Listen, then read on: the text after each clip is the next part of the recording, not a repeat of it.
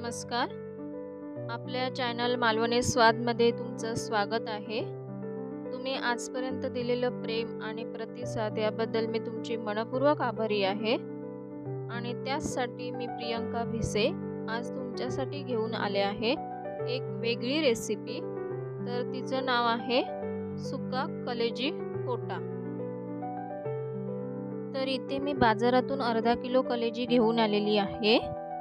आता ही कलेजी आपण स्वच्छ धुवून घेणार आहोत.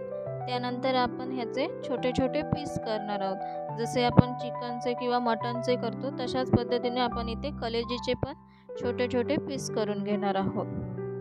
आता आपण पाहूया ह्याला लागणारे साहित्य. तर इथे मी 2 मध्यम आकाराचे कांदे, त्यानंतर बारीक चिरलेली कोथिंबीर आणि खोबऱ्याचे वाटण, तसेच घरगुती काही मसाले ते मी तुम्हाला नंतर सांगेनच. चला तर बनवूया आपण सुकी कलेजी.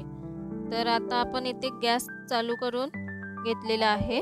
त्यावर आपण पॅन ठेवून देऊ आणि फोडणीसाठी आपण इथे तेल घेतलेले आहे पॅनमध्ये. आता तेल गरम झाल्यावर सर्वात आधी आपण कांदा भाजून घेऊया. कांदा आपल्याला पूर्ण लाल होईपर्यंत भाजायचा आहे, थोडासा लालसर कलर येईपर्यंत.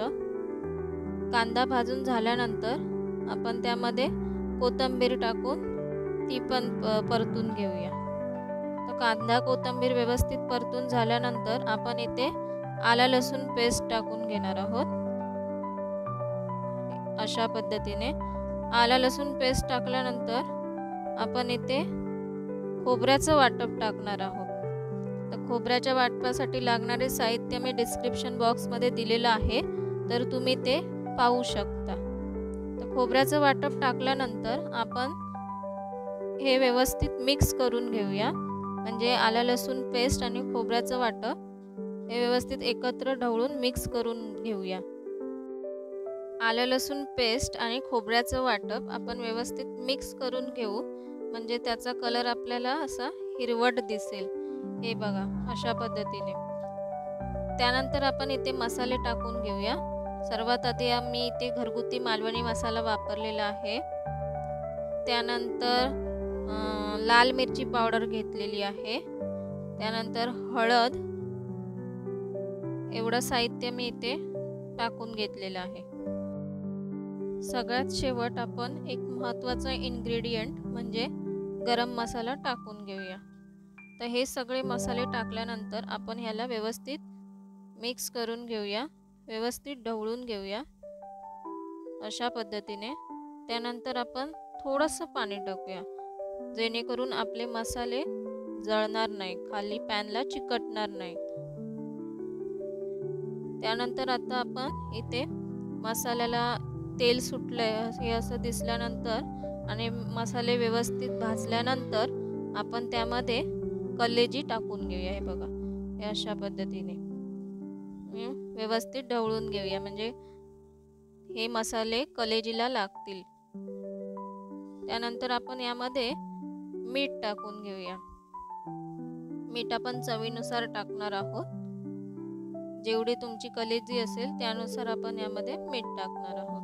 तर इथे मी अर्धा किलो कलेजी घेतलेली आहे, त्यामुळे अर्धा किलोसाठी मी 1.5 चमचा मीठ वापरलेलं आहे, तुम्ही पाहू शकता. आता मीठ टाकल्यानंतर आपण ह्याला व्यवस्थित ढवळून घेऊया, म्हणजे व्यवस्थित मीठ लागेल ह्याला. आणि त्यानंतर आपण ह्याला एक 2-3 मिनिटासाठी झाकण मारून ठेवून देऊया. ही कलेजी आपण मध्यम गॅसवरच शिजून घेणार आहोत.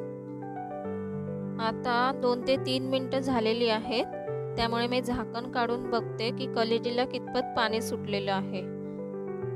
तर इथे तेवढं जास्त पाणी सुटलेलं नसल्यामुळे मी इथे एक 2 ते 2च चमचे पाणी टाकते.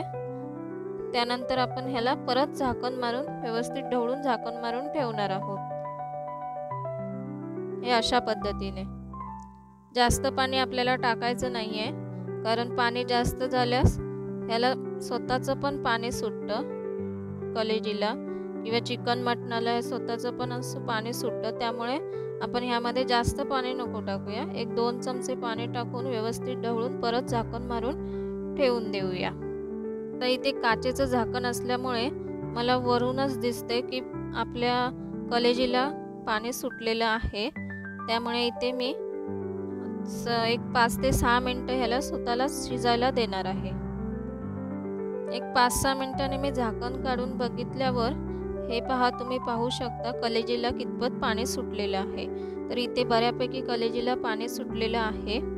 तर मी ह्याला व्यवस्थित असं मिक्स करून घेते।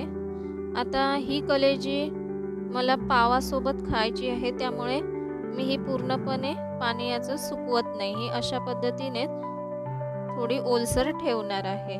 तर तुम्हाला जर ही पावासोबत किंवा भाकरीसोबत खायची असेल तर तुम्ही पण ही अशा पद्धतीने ओलसरच ठेवू शकता, जास्त सुकवायची गरज नाही। तर ही कलेजी शिजली की नाही तर हे आता आपण कसं ओळखायचं, तर एखादा पीस आपण पोट्याचा डिशमध्ये घेऊन तुम्ही खाऊन बघू शकता। जर पोटा शिजलाय तर कलेजी पण तुमची नक्कीच शिजली असणार। तर इथे माझी कलेजी पोटा शिजून झालेला आहे। तर आता हे शिजून झाल्यानंतर आपण याच्यावर थोडीशी कोथिंबीर पसरून ठेवून देऊ, झाकण बंद करून। तर ही कलेजी कशी दिसते हे तुम्ही मला नक्कीच कमेंटमध्ये कळवा, आणि तुम्ही ह्याचा आस्वाद कशासोबत घेतलाय हेही मला कमेंटमध्ये कळवा।